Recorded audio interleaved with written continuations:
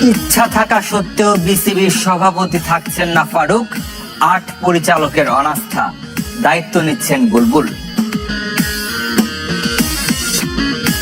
টানা ব্যর্থতায় সাবেকদের কাঠ গড়ায় বাংলাদেশ দল, মেহেদী মিরাজকে দ্বিতীয় টি-20-তে দেখার অপেক্ষা।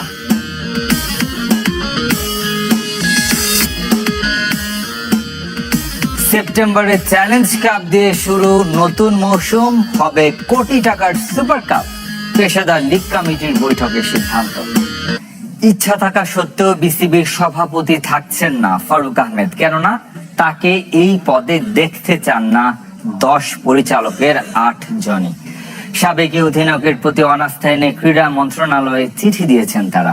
এতে করে অধিনায়ক আমিনুল ইসলামের সভাপতি হওয়ার সময়ের ব্যাপার, যদিও আদালতের দ্বারস্থ হওয়ার কথা জানিয়েছেন ফারুক আহমেদ। নাটকের পর নাটক, প্রতিনিয়ত রং বদলাচ্ছে ক্রিকেট বোর্ড।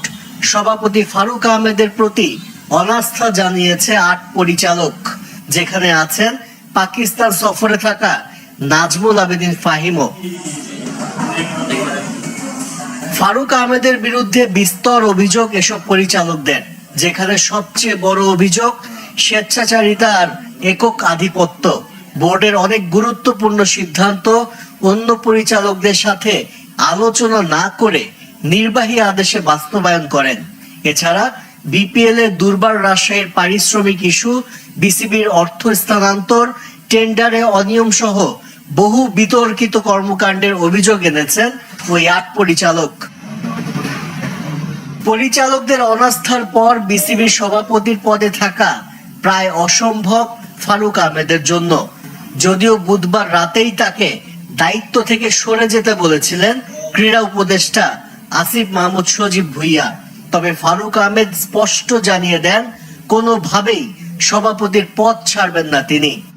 পদত্যাগ করার কোনো কারণ নাই, আমার কোনো কারণ দেখাইতে পারেন না, পদত্যাগ করবো কেন আমি? 5 আগস্ট পরবর্তী পরিস্থিতিতে এনএসসির মনোনীত জালাল ইউনুস ও আহমেদ সাজ্জাদুল আলমকে সরিয়ে ফারুক আহমেদকে ক্রিকেট বোর্ড পরিচালক করা হয়।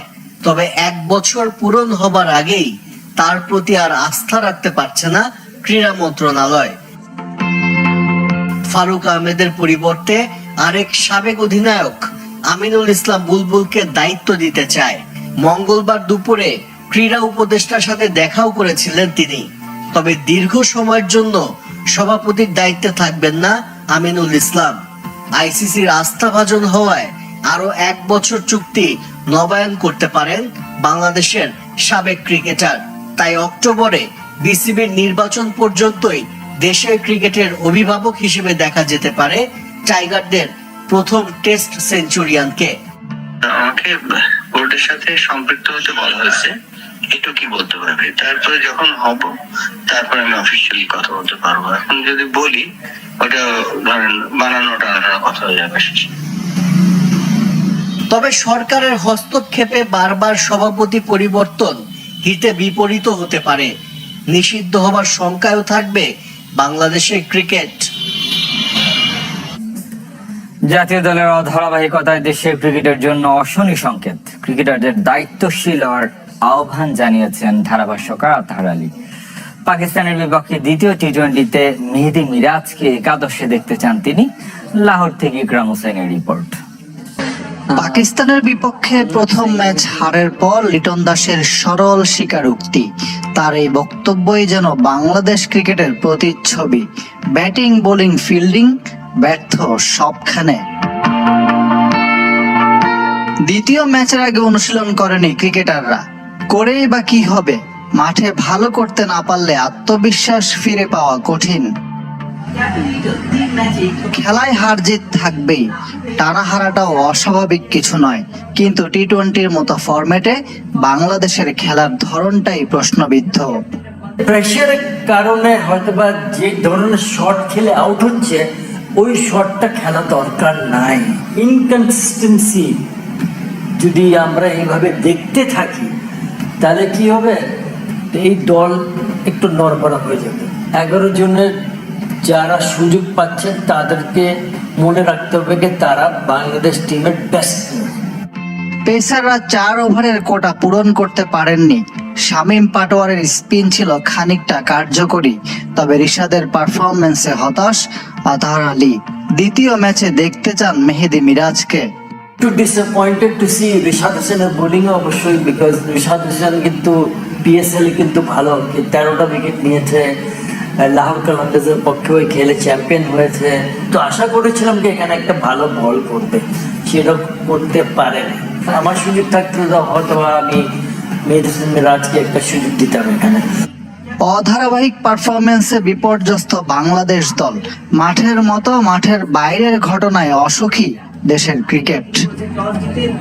বাংলাদেশের সাথে প্রস্তুতি ম্যাচ খেলতে আজ ঢাকায় আসার কথা ভুটান দলের। সেই আন্তর্জাতিক প্রীতি ফুটবল ম্যাচের জন্য গতকাল রাত 8টার পর থেকে টিকিট ছাড়া হয়েছে। অফিসিয়াল ফেসবুক পেজে এই সংক্রান্ত একটি পোস্ট করেছে বাফুফে। এই ম্যাচের টিকিট ও টিকিফায়ার অনলাইন প্ল্যাটফর্ম থেকে সংগ্রহ করতে হবে। সাধারণ গ্যালারির টিকিটের মূল্য 200 ও ক্লাব হাউস 1000 টাকা।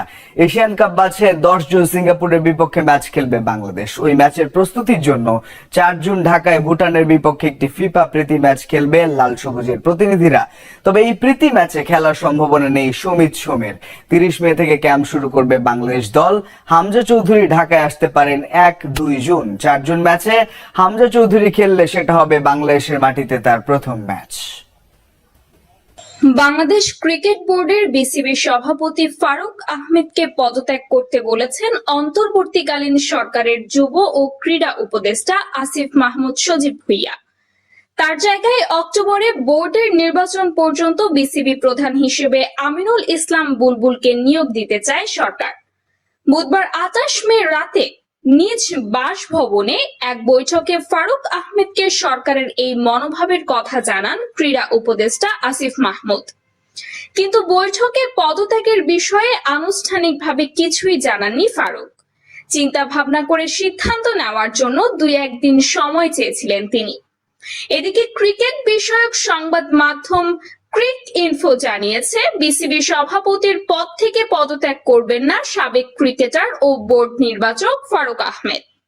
তিনি জানান, ক্রীড়া উপদেষ্টা আমাকে পদত্যাগ করতে বলেননি, বলেছেন তারা আমার সঙ্গে কাজ চালিয়ে যেতে চান না, কিন্তু আমি পদত্যাগ করব না, কারণ আমি নির্বাচিত বোর্ড সভাপতি।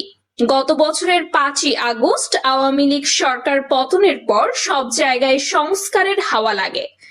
দেশের পরিবর্তিত পরিস্থিতিতে বিসিবির সাবেক পরিচালক জালাল ইউনুস ও আহমেদ সাজ্জাদুল আলমের জায়গায় ফারুক আহমেদ ও নাজমুল আবেদিনকে বিসিবি পরিচালক হিসেবে মনোনয়ন দেয় জাতীয় ক্রীড়া পরিষদ NSC।